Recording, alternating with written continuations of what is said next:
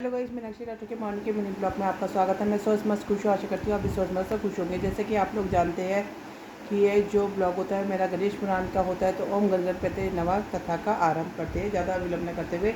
पुण्य व्रत का विधान जो कि कथा है। यह कहकर शत्रुपा अत्यंत दुख के कारण चतुरानन के समक्ष फूट फूट कर रोने लगी। यह देखकर जयमय पितामह ने शत्रुपा को आश्वासन देते हुए कहा, देखो वीर रो मत, शांत होकर मेरी बात सुनो। मैं तुम्हें एक ऐसा उपाय बताता हूँ जो सभी कामनाओं की सिद्धि ने वाला है। इसके द्वारा धन, संतान, सकीर्ति, स्त्री को पति और पुरुष को पाने की प्राप्ति होती है। इसका अनुसार करने पर निश्चय ही भगवान श्रीहरि के समान प्राज्ञ ऐश्वर्य संपन्न महिषासुर पुत्र की प्राप्ति होती है। शत्रुपा ने पूछा, पितामह इस व्रत का नाम क्या तथा कब से आरंभ करना चाहिए? इसके अनुसार में किस देवता की उपासना की जाती है? तो यह सब मुझसे कहने की कृपा करें। चतुरानन ने रुकने बताया, इस व्रत को पुण्य कहते हैं। इसका अनुष्ठान माघ मास के शुक्ल पक्ष की त्रयोदशी से आरंभ करना चाहिए। इसमें समस्त भोग और मोक्ष के देने वाले ब्रह्मा श्री कृष्ण की आराधना की जाती है। प्रातःकाल के पतन में उपवास करना चाहिए।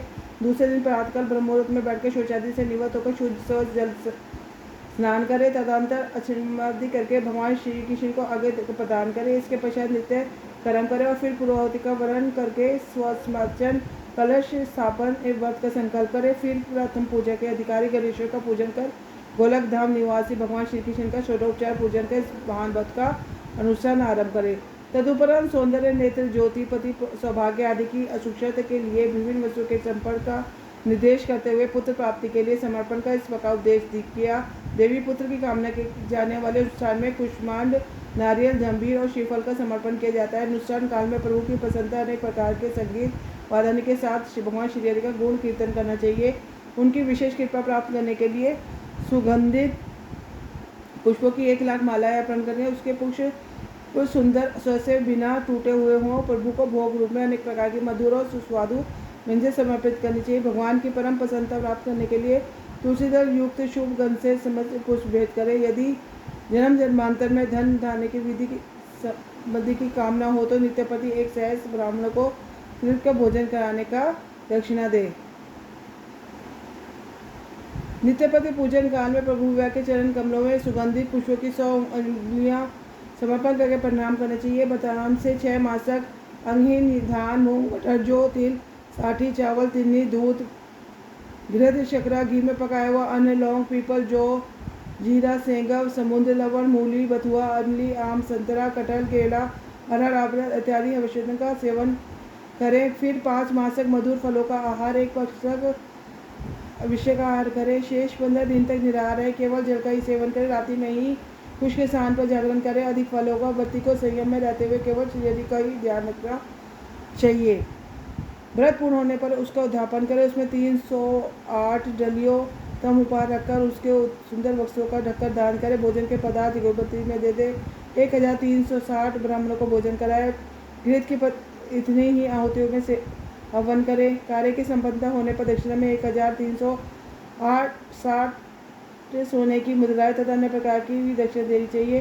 लोकपिता में पुण्य व्रत एक उसकी विधि सुनकर शत्रुपा बहुत प्रसन्न हुई। उनका प्रणाम करके ने स्थान पर लौट आई। उसने उस परम शुभदायक पुण्य व्रत का विधिपूर्वक अनुष्ठान किया। उसी व्रत के प्रभाव से उसे प्रियव्रत उत्पादक नामक 2 सुंदर यशस्वी अत्यंत पराक्रमी पुत्रों की प्राप्ति हुई। इससे राजा मनु को बड़ी प्रसन्नता हुई। उसके दोनों बालक आनंद से परिपूर्ण हो गए। शिवजी बोले, हे शिवे, महाभागा देवती ने इस अत्यंत पुण्य फलदायक पुण्य व्रत का अनुष्ठान किया था। उसके फलस्वरूप उन्हें भगवान श्रीहरि के ईश्वरावतार एवं सिद्धों में शेष कपिल देव की पुत्र रूप में प्राप्ति हुई थी। उन्हीं कपिल भगवान ने सांख्य शास्त्र की रचना का अज्ञान काल में पड़े हुए प्राणों के ज्ञान का प्रकाश डाला। हे पार्वती, इसी महापुण्य व्रत के परम सती अंदुदी ने भी अत्यंत उत्साहपूर्वक एक विधि से करते हुए भक्ति मुक्ति दायक भगवान श्रीहरि की उपासना की थी, जिसके प्रभाव से उन्हें पुत्र रूप की शक्ति प्राप्त हुई थी।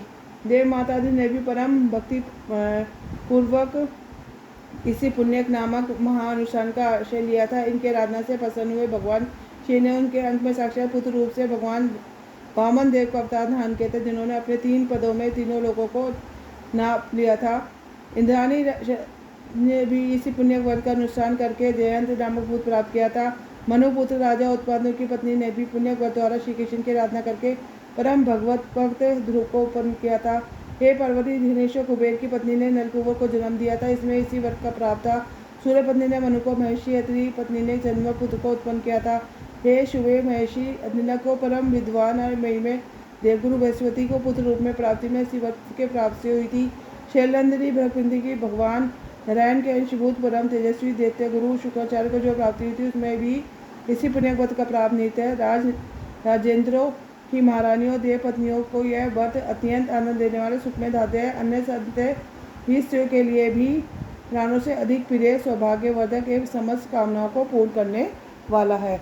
तो इसी के साथ गणेश पुराण का ये अध्याय पूर्ण होता है। तो कल एक नए अध्याय के साथ, कथा के साथ मैं उपस्थित होंगी, जो कि है पुण्य व्रत की फल श्रुति। तो तब तक के लिए सबको राम नाम, सबको राधे राधे।